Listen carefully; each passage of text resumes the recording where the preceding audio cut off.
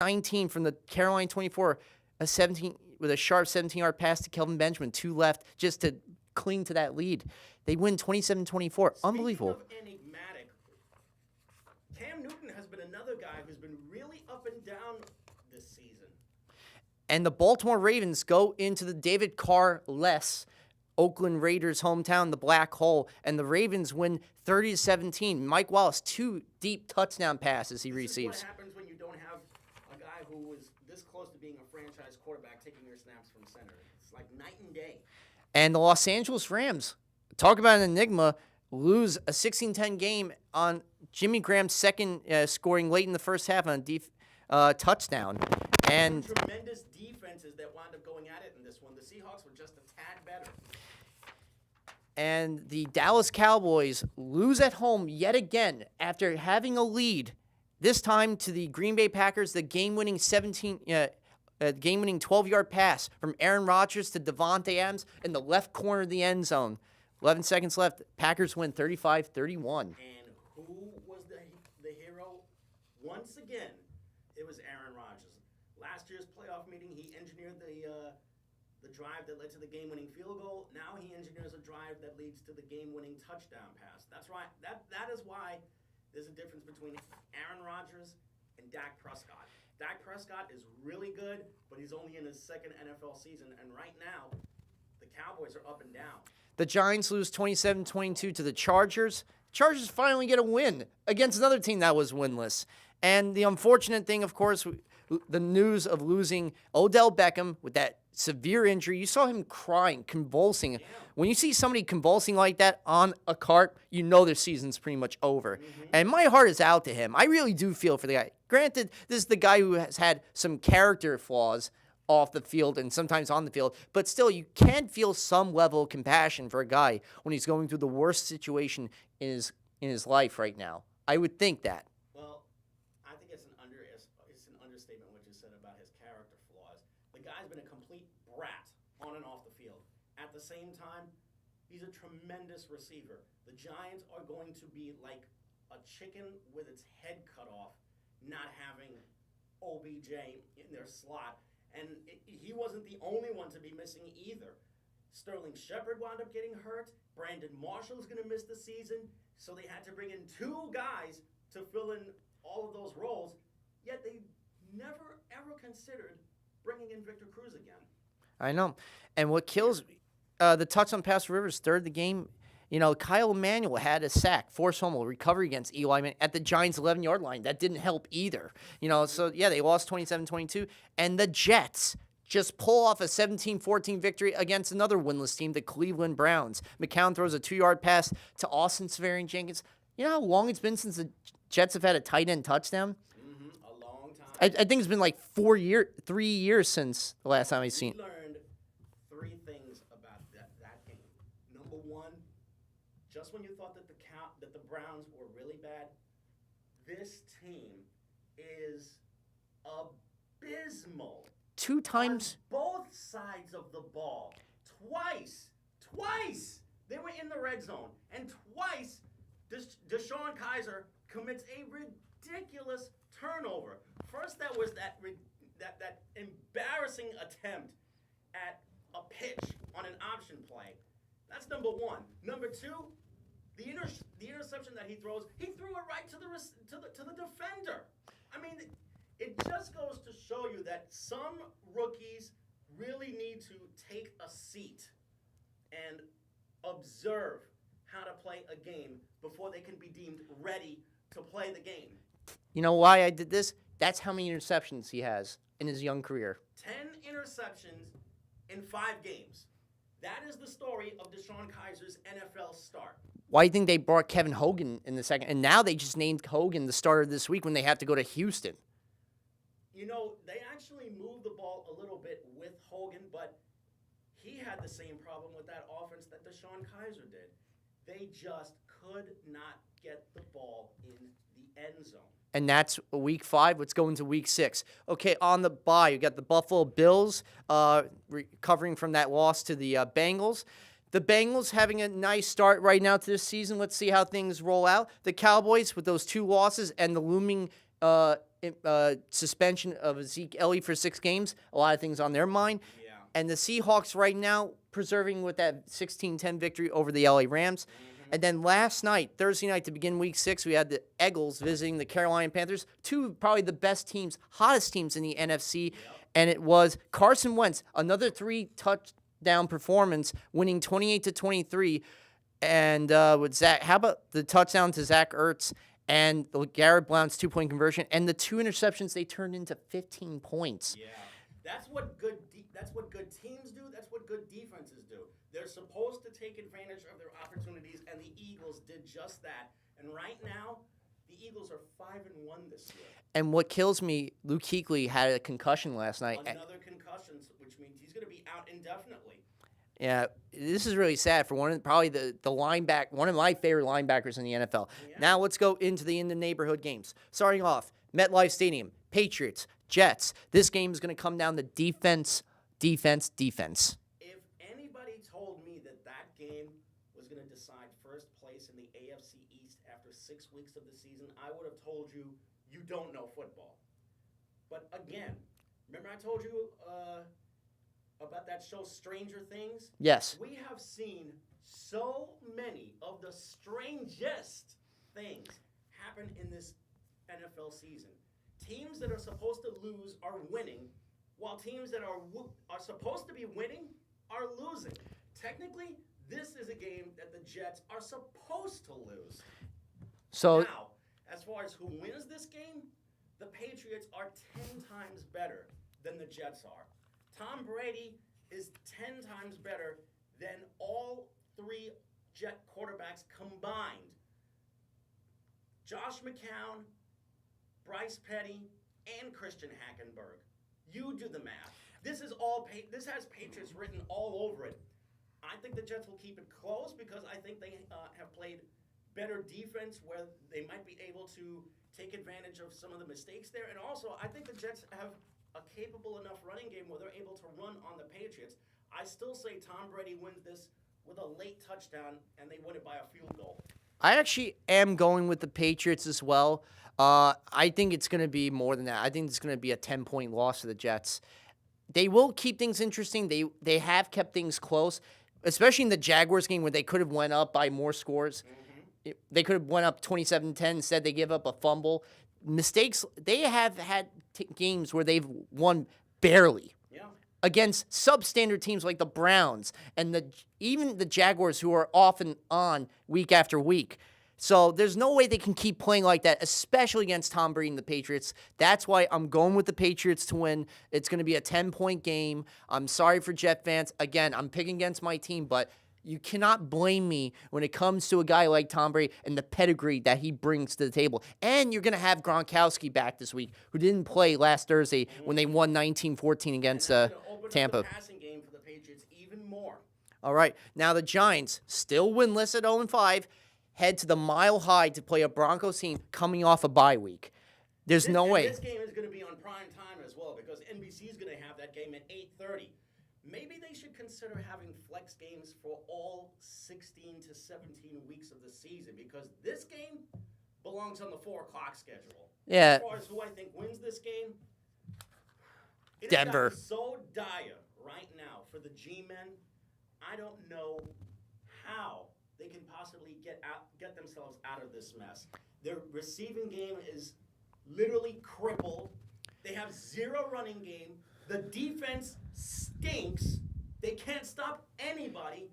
And Eli Manning suddenly is looking like he's 2 or 3 steps slower on the field right now, and he still is having trouble trying to dissect defenses. Well, his offensive line can't even protect him and give him enough time to make a pass. His offensive line stinks as well. And the receivers are not getting open for him to make the plays that he needs to as well. And yet, and not only that, they're not opening up the running lanes. But then again, they're the second worst running offense. If you look at the Cardinals, they got the absolute atrocious running offense. But you're going against the Broncos defense, number 1 in the league, that gives up 260 yards a game. So that's why there's no way that the Broncos are going to lose. By the way, I have 2 simple words for Giants fans. Saquon Barkley. Definitely. That should say it right there. Now, Steelers, Chiefs, 4 o'clock game. This is going to be an absolute all-out brawl on the field. But if you had to ask me, the lone undefeated team left in the NFL, this is going to be the Kansas City Chiefs game. Kareem Hunt is having a revelation of a season. Alex Smith is having a renaissance year. And Travis Kelce, probably the most dominant tight end. And that defense to match with the 34 that Andy Reid likes to run. This is why I am going for Kansas City to win this game. I'll pick Kansas City also, but this is a really big game, more for the Steelers than for the Chiefs. They're already reeling after getting their butts kicked just last week. They cannot have Ben Roethlisberger continue to slump any more than he already has. That's why Le'Veon Bell needs to get more touches, and I think he will get more touches in this game. At the same time, what of the defense? They've got to be licking their wounds after the way they got shredded. Well, so I'll pick Kansas City, but don't be surprised if you see the Steelers come from behind to win this one. really, though, last week, that was Jacksonville's defense. The Steelers didn't have a bad job. It was the offense for the Steelers. So Roethlisberger can make those boneheaded mistakes like he did last week. That's why, if I am the Steelers, Ben, don't make any of those throws like you did last week. As for Kansas City, who leads the league with 6.64 yards per play, yeah, they're going to win this game. Now, another game coming up right here. You got Packers, Vikings. This is NFC North rivalry right here. The fact that Minnesota's still without their star running back for the rest of the year, the fact that they barely beat a Bears team last week, 2017, tells me this. There's no way you can play like that against the Packers. And by the way, Aaron Jones last week, who had 100 yards in the Cowboys game, look to see plenty of him in this one. Yeah. I like the Packers. I like the Packers also. All you got to realize is 5 simple words. Aaron Rodgers versus Case Keenum. Rams, Jaguars. Who'd have thought I'd be talking about this game early? This was supposed to be one of those joke games I would wait till the very end of the show to talk about, and now these teams are 3-2. Talk about stranger things. Yeah. We're seeing this is going to be a 4 o'clock game, by the way, because of the. Well, obviously, because the game's in L.A. No, it's in Jacksonville. It is in Jacksonville. Probably to accommodate the Los Angeles viewing audience. The Rams have the crazy schedule coming up. They got to play in Jacksonville. They got to go to London next week to play the Cardinals. Wow. Then they have to head to New York to play the Giants in Week 8. So talk about frequent flyer miles right here. But as for the Jaguars defense, they are really excellent this year. They lead the league with 15 takeaways. They also are good at sacks with 20 on the season. So Jared Goff going up against that Jags defense with Calais Campbell, watch out. But at the end of the day, I like Leonard Fournette. I like where this all. They're going to keep pounding the ball against that Rams defense. I'm going with the Jaguars, actually. This is a cover your eyes and point type of game because you've got 2 teams, both of whom are very good defensively. I think Jared Goff might have a slight edge at quarterback. As far as the running game, both Todd Gurley and Leonard Fournette are just really, really good. I couldn't even begin to tell you who might be able to come away with a victory over here. I'll say L.A. because they're just slightly better defensively, but Jacksonville is a little bit more opportunistic.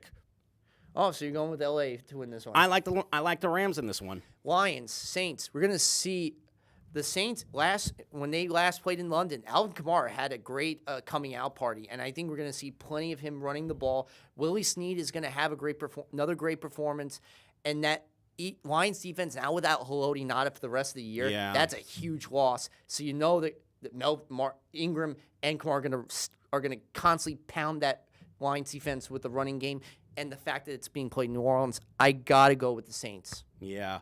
This is a tough game to try and pick out as well because you've got 2 teams that are so good at quarterback. The only difference is now the Lions have a real edge at running back because one thing about the Saints is they wound up trading Adrian Peterson to the Cardinals at the beginning of the week. So now Adrian Peterson's going to be the everyday guy for the Cards, whereas the Saints might be going with a little bit more of a youth movement in the backfield. Defensively, the Cardinals are slightly the Cardinals. Defensively, the Lions are much better, especially with their line. That's why I'm picking Detroit in this one. All right, but you got a Lions team offensive line that's given up 12 sacks in the last 2 weeks. Why they've been losing, and on top of that, they're averaging only 6.45 yards per attempt. Full yard fewer than what Breeze has. So you're asking a lot of Stafford, and this is a team that's lost by a combined, I believe, 7 points the last 2 games. If they want to win this week, they got to put the pedal to the metal and not play from behind. That's what's happened as well. As for the next game right here, Monday night, Colts Titans, first time Monday night game in Tennessee since 2014 at Nissan Stadium. My good friend Shane Diorio, who is a big Colts fan. It will be his birthday on Monday Night Football. So for his team, I think the Colts are going to deliver him a nice gift with a victory. Why? I think Jacoby Brissett is going to run the ball against that against that Titans defense. The fact that the Titans still don't know whether or not Marcus Mariota is going to be on the field. When you have Matt Castle as your quarterback, you're guaranteeing the other team to win. No chance in hell the Titans win with Matt Castle. I mean, seriously. I'd rather take Jacoby Brissett because he's got at least a little bit more potential than Matt Castle was able to realize when he first signed that big contract with the Chiefs all those years ago. I like the Colts in this one. And the Colts are going to pound the ball with Marlon Mack heavily in this game. Now, the next one, Buccaneers, Cardinals. The Cardinals' debut of Adrian Peterson in the desert. This is where the Cardinals really have to start showing some balance. Now that they have a future Hall of Famer that they can give the ball to, this should be able to take a little pressure off of Carson Palmer a little bit and off of Larry Fitzgerald. Help them try and open the passing game, and keep the defense honest for a change. And this is a rushing offense that ranks dead last, averaging 51.8 yards. They just let Chris Johnson, the veteran, go after they made the trade because it was Chris Johnson, Bruce Ellington. Bruce Ellington is a good go-to receiver on third down situations when you need him to, but he's not a great three-down back. That's why they brought Adrian Peterson. Yes, you have yet another veteran in the backfield, but you know what? Hey, with age comes wisdom, and Adrian's going to have plenty of that wisdom along with Carson Palmer and Larry Fitzgerald. I like the Cardinals to win this one for sure. Next game we got here. The Chicago Bears, for the 7th time all time, will be playing against Baltimore. They lead the series 4-3. This time they're going to Baltimore to play the Ravens. And my pick is Baltimore in this one. Me too. I think the Ravens are especially. You got Mitchell Trubisky, who made some rookie mistakes last week. You're asking a lot of this guy to go up against this defense. You're asking a lot of a guy who's only played, 19 college games in his football life to suddenly step in and try and turn things around for the Bears? But in a Bears defense, too much to ask. That's now going to be missing Willie Young at linebacker. That's going to be a huge blow to that team. I see, the Bears losing badly. In the next game right here, we got the Chargers and the Raiders in the black hole. AFC West rivals. This is not going to be good for the Raiders, especially when you have E.J. Manuel, who's probably going to end up being the quarterback. Derek Carr might be able, he's still questionable, maybe a game-time decision. Actually, I just got word. Derek Carr is going to start this weekend. Oh, then you know what? He is going to start this weekend, and he's only missed 2 weeks. Then I changed my mind because I was never. Anyway, folks, now I'm going to go with the Raiders. Now that Derek Carr is back, and hopefully Marshawn Lynch will actually. They got to pound the ball with him a little more, and they got to. And the defense, I think, will put some pressure on a Chargers team that barely won its first game. Yep. So I'm going with Raiders actually, and now. Miami visiting the ATL, taking on the Falcons. The Falcons team that basically had a week off after their loss at home to the Bills, and they're going against a porous excuse of an offense in the Miami Dolphins' Jay Cutler. I'm going with Atlanta, honestly, and with a healthy Julio Jones against that defense, what chance in hell does the Dolphins have in winning this game? Better than you might think, though, because even in spite of all of his constant mistakes, especially in big games, Jay Cutler is a talented player.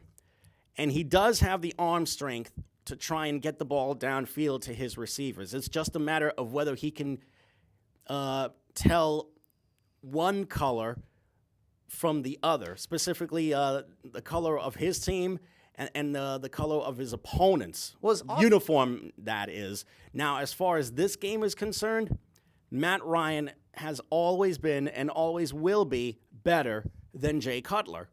And you consider Matt Ryan also has a great running game and a great group of receivers to throw to. This is why the Falcons win this one. Yeah, and by the way, Vic Beasley's coming back this week. If I'm Jay Cutler, that offensive line better protect my behind, because if they don't, with a guy like Beasley, which I think he's going to have an opportunistic day, look for Beasley, 3 sacks on the day.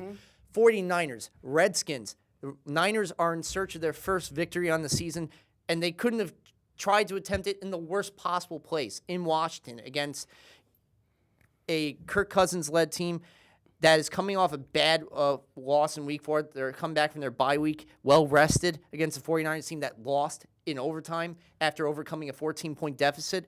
I cannot see this 49ers team winning, but the Redskins, if they want to win, Doxson, catch those damn passes. You should have been able to do that Monday night in Kansas City. I'm going with the Redskins. I think Kirk Cousins will have a spectacular performance. Yeah. Especially Terrell Pryor. Look for him to be a key part of this game. Pretty ironic that we have Niners and Redskins here, because there's been a lot of talk of Kirk Cousins being the next starting quarterback for the 49ers next season. So it could be that maybe they're going to be looking at their future right there. Oh, now in that, the reason being is, look who's the coach of the 49ers. Kyle Shanahan, who from 2010 to 2013, under his father, was the offensive coordinator and worked with Cousins and RG3. Yep. So right there, Cousins knows Shanahan's offense. So don't be surprised if he might go to either San Fran, maybe LA, but I'm thinking more 49ers. Now, the last game of the week to discuss, Cleveland Browns visiting the Houston Texans. A Texans defense now without both J.J. Watt and Whitney Merciless. So Jadeveon Clowney, all the onus will be on him yet again.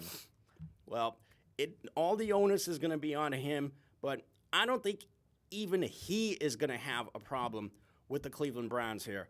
Granted, Myles Garrett is back, and he's going to be making his second NFL start on that defense for the Browns. At the same time, it's the Browns. Yes, and not only that, even though it's Kevin Hogan making a start, which I actually picked him up to put him in fantasy, unfortunately, because both my quarterbacks I selected were week 6 buys. Yeah, so And that was really smart on my part. If Deshaun Watson can orchestrate 57 points against the Tennessee Titans, think what would happen once he steps on the field to play the Browns. Who, by the way, like to turn the ball over in the red zone, so... This has blowout written all over it. Texans, easily. Yep. And those are the picks of Week 6 and all the games of Week 6 coming up. Now, Week 7, college football, who would have thought this? And the big game coming up tomorrow night, ABC, the Utah Utes and the USC Trojans, Pac-12 rivalry. That's game 2 of a doubleheader that ABC has going. They have a day-night doubleheader going that night.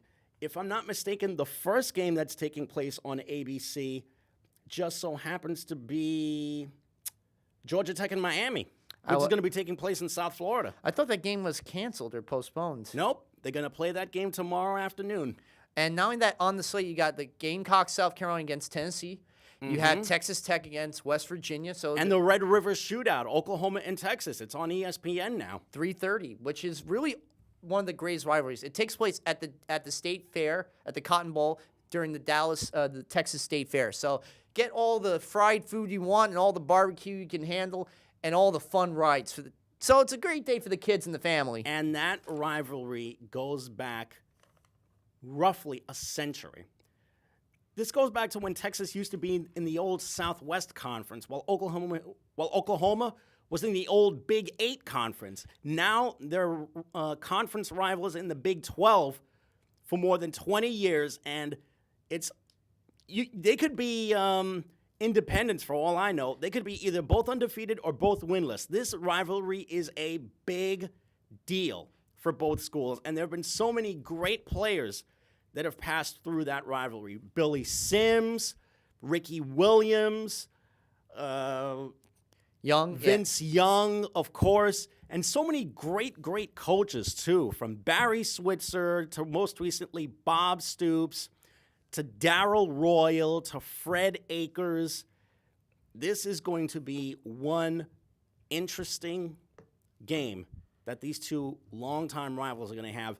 And Texas, after getting off to a really slow start when they lost at home to Maryland, they've righted themselves a little bit. So if they can win against Oklahoma this weekend, they can really build their season into something pretty meaningful for them. But you got Baker Mayfield that defense is going to have to deal with, who's probably a prime candidate for the Heisman Trophy. And my Gators got Texas A&M at the Swamp, 7 o'clock in ESPN2. And Michigan State coming off their huge upset victory over Michigan at the Big House last Saturday night, had the Golden Gophers going to Minnesota, 8 o'clock on the Big Ten Network. And you got Oregon, Stanford, always classic Pac-12. And you got Purdue and Wisconsin. Yep. Talk about a huge rivalry in the Big Ten. And it's funny that you mentioned Stanford, because Stanford is also the school that produced not only Andrew Luck, but Andrew Luck's successor, Kevin Hogan, who's now with the Browns. And Christian McCaffrey, Christian McCaffrey, who is now a Carolina Panther. who had a big touchdown last night and the week before for the Panthers. He's becoming more infused into the offensive game plan, and he's tough to deal with, as we saw. No, if I can tell a brief story a little bit. Remember the days when we would be on the playgrounds and we would actually play offense and defense? Well, there was a time back in the early days of football when these guys would play offense and defense. Well, just yesterday, to be exact, I was on ESPN's website, and I saw one of their 30 for 30 short documentaries about a kid named Gordy Lockbaum, who played for the College of the Holy Cross, which is a small Catholic school in Massachusetts. Holy Cross has long had a very good football program in the 1AA level. Well, Gordy Lockbaum was not only a running back, but he was a tight end, a receiver, a linebacker, and a defensive back.